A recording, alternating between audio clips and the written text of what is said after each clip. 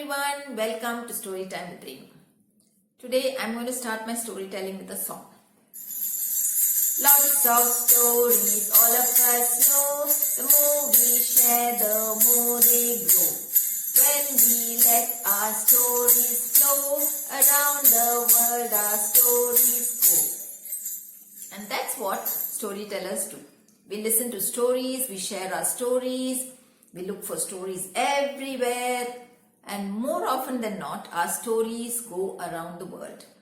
Today, I am going to share with you a very popular story that's been told many times. It's called The Story of Salt. It belongs to the folklore of many countries. As far as I know, it also belongs to India. Today, I am going to share with you my version of it, and I hope you like it. There once lived a king who had 3 daughters. When the girls were very small, their mother fell sick and passed away. The king took care of them personally. He fed them, he played with them, he told stories, and he also put them to bed at night. As they became a little older, he appointed a tutor who taught them how to read and write, do math, learn about the world and the history of their family. When they were little older, they also learned how to fight with bows and arrows, fight with swords, and to ride horses. After all, they were princesses and they needed to learn all of this too. The years went by, the girls grew up. Ashwini, the oldest daughter, she wanted to become a very strong warrior, and so she practiced sword fighting every single day with one of the guards in the palace. The second daughter, Bhamini, loved to be outside, so most of the time she spent time riding a horse and exploring the countryside. The youngest daughter, Chandrika, was very different. She didn't like fighting, she didn't like riding horses. The one thing that she liked to do was to listen to stories. And so she spent much of her time with the people in the palace and the people in the kingdom listening to their stories. Everyone loved her because she was a very patient listener. And when they had problems, she helped them.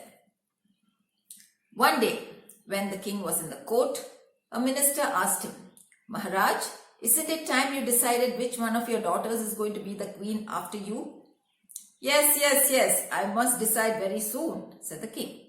One evening, he called the 3 daughters to him and said, "Ashwini, how much do you love me?"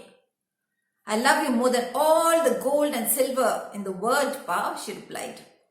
"Bhamini, what about you?" "I love you more than all the diamonds, the rubies, the emeralds, all the gems in the world, Pa," she replied.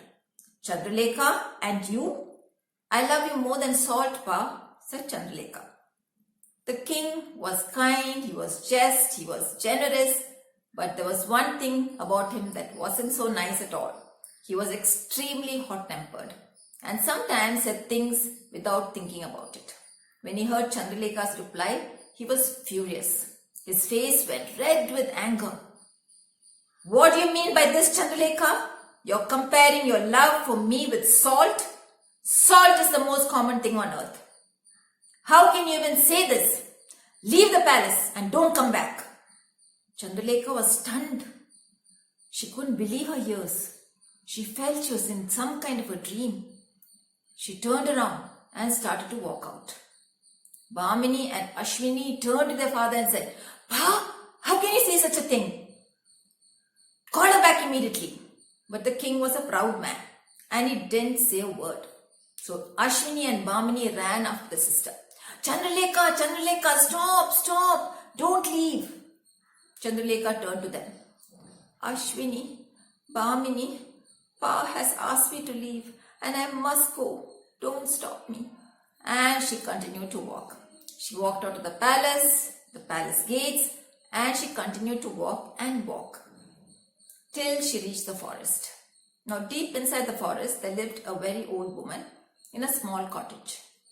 Chandralekha knew her very well because very often she visited her and listened to her stories. So very confidently she walked into the forest and knocked on the door when she reached the cottage. The old woman opened the door. "Chandralekha, what are you doing here so late at night?" she said.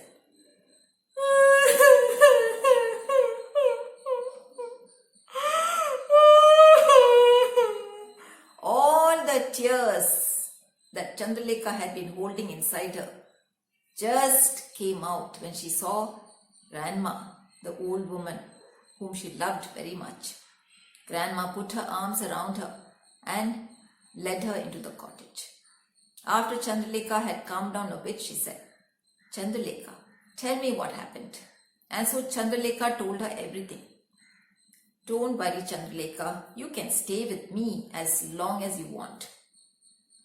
The next few days went by. Grandma had lots and lots of stories to share with Chandralekha, and Chandralekha was very happy. Sometimes the old woman took Chandralekha into the forest to pick up nuts and fruits. She even taught Chandralekha how to look for herbs. Back in the palace, the king was very busy. One night he sat down to have his dinner. He put some food in his mouth. He spat it out. There's no salt in this food. It's so tasteless. He called for the cook. When the cook came, he said, You've forgotten to have put salt in the food. How do you expect me to eat it? The cook was very scared. Maharaj, there is no salt in the palace. No salt in the palace? Get it from the salt merchant. Maharaj, the salt merchant doesn't have any salt. What is the meaning of this? Send someone and get some salt from some other kingdom. Maharaj, there's no salt to be had anywhere. What? No salt? Salt is the most common thing on earth. How is that possible? The king shouted, he screamed, but it was of no use. Day after day, night after night, the king complained and complained about the tasteless food. But he was hungry and so he had to eat. Back in the cottage, one day Grandma called Chandralekha and said, Chandralekha, it's time you went back to the palace. Grandma, Pa said to never come back. Don't you like having me here? Of course, Chandralekha, I love having you here. But it's time you went back to the palace. Have faith in me. But you will go back as a beggar girl. And so Grandma gave her a very old dress to wear. It was faded, it was torn. Then she told Chandralekha, I am going to cut your hair. It will grow back in no time. And so she took out a pair of scissors and snip, snip, snip, snip, snip, snip, snip. She cut off Chandralekha's hair till it was very short. Then she took some soil and rubbed it on Chandralekha's face, on her arms and on the dress. Then she gave Chandralekha a small bag and said, Give this to your father as a gift. And remember, don't open it. And so Chandralekha left with a very heavy heart. As soon as she reached the palace gates, the guard stopped her. Hey, beggar girl, what are you doing here? Go away. But I have a gift for the king, said Chandralekha. Okay, go in. And so Chandralekha was soon standing in front of the king. Maharaj, I have a gift for you, she said, and gave it to the king. The king opened the bag. He put in his fingers and took salt. Where did you find salt, my girl?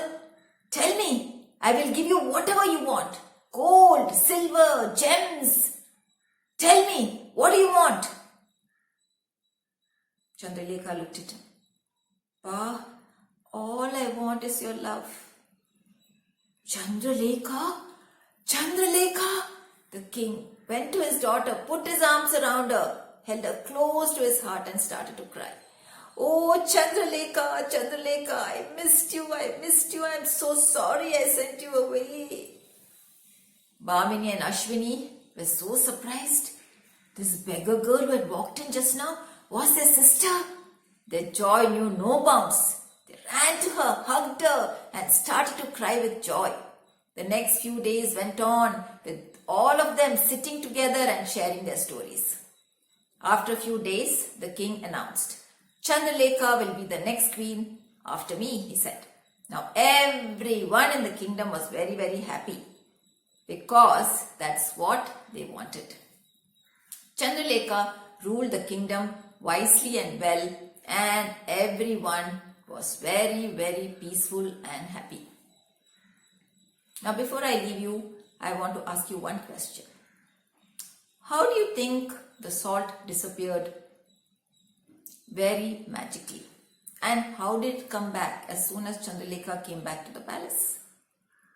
Do you think the old woman had anything to do with it? Do you think she knew magic? I think so. And that's where I will end the story. I hope you enjoyed it. Come back again. Until next